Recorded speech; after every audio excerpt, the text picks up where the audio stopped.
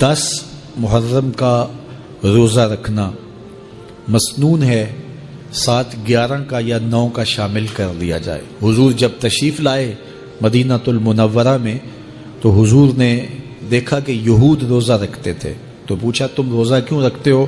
تو انہوں نے کہا کہ حضرت موسیٰ علیہ السلام کو قبطیوں سے اس دن نجات ملی تھی۔ تو فرمایا حضرت موسیٰ علیہ السلام کا حق ہمارے اوپر زیادہ ہے۔ تو حضور نے روزہ رکھا اور پھر فرمایا کہ اگلے سال اللہ نے چاہا تو ہم 7 ایک روزہ اور شامل کریں گے، تاکہ ان سے مشابہت نہ ہو جائے۔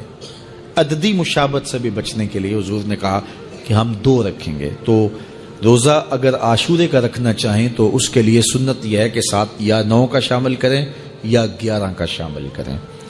تو جو افضل ترین روزے ہیں ان میں سے عاشورے کے روزوں کا بھی شمار ہوتا ہے۔ تو اگر ممکن ہو تو جن کو اللہ نے صحت عطا کی ہے، تو آج کل اتنی شدت کی گرمی بھی باقی نہیں رہی، تو وہ یہ روزے رکھیں، ذکر و فکر کے اندر ان ایام کو گزاریں، اپنے والدین کی قبروں پر، اعزاء و اقرباء کی قبروں پر ہر جمعے کو جانا چاہیے۔ اس کے علاوہ بھی جب موقع ملے، یہ رواج جو پیدا ہو گیا ہے کہ 9 محرم کو یا 10 محرم کو مٹی ڈالنے کے لیے وہاں قبرستان میں جایا جاتا ہے، یہ 8، 10، 15 سال سے شروع ہوا ہے، جبکہ اس کی کوئی اصل نہیں ہے۔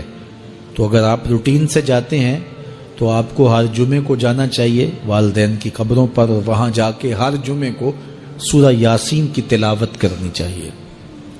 تو سال کے بعد صرف 10 محرم کو یا 9 محرم کو جانا، یہ بہرحال اس دور کی ایجاد ہے، یہ کوئی مسنون نہیں ہے اور یہ کوئی سنت نہیں ہے۔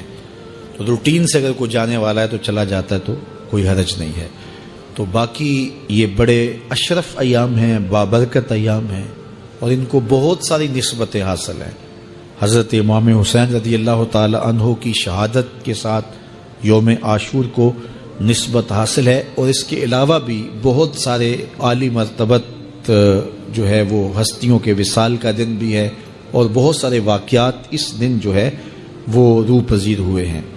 تو یہ اس لحاظ سے بہت ہی بابرکت اور جو ہے وہ مبارک یوم ہے۔ تو اس دن کو ذکر و فکر میں، عبادات میں بسر کیجئے گا، اور اپنی زندگی کی ایک ایک ساعت کو اللہ اور اس کے رسول کے نام پر لگا دینے کے جذبوں سے سرشار ہو کے زندگی گزاریے گا۔ حضرت امام پاک انہوں نے اپنی زندگی دین کے لیے قربان کر دی۔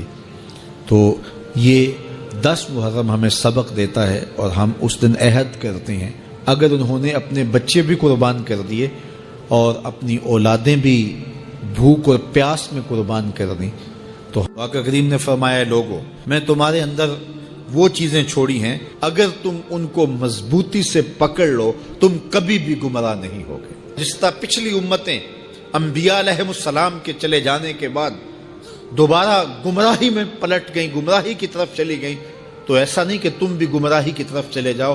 اگر تم میری نصیحت پہ عمل کرو تو 2 چیزیں تمہارے اندر ایسی چھوڑ کے جا رہا ہوں، ان کے دامن کو مضبوطی سے تھام لو تو کبھی بھی گمراہ نہیں ہوگے۔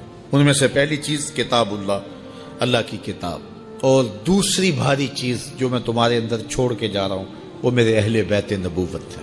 تو حضور نے تو ضمانت دی تھی کہ تم گمراہ نہیں ہوگے، لن تدلوا، تم کبھی بھی گمراہ نہیں ہوگے۔ اور یہ 73 گروہوں میں کیسے بٹ گئے؟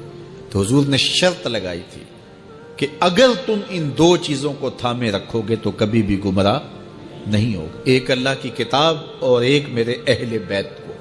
گمراہی کیسے ہوئی؟ کسی نے کتاب کو چھوڑ دیا، کسی نے اہل بیت نبوت کو چھوڑ دیا۔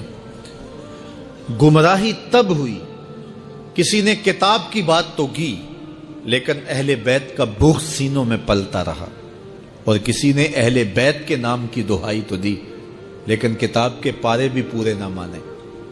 تمہیں مبارک ہو، تمہارے ایک ہاتھ میں قرآن ہے، ایک ہاتھ میں اہل بیت نبوت کا دامن۔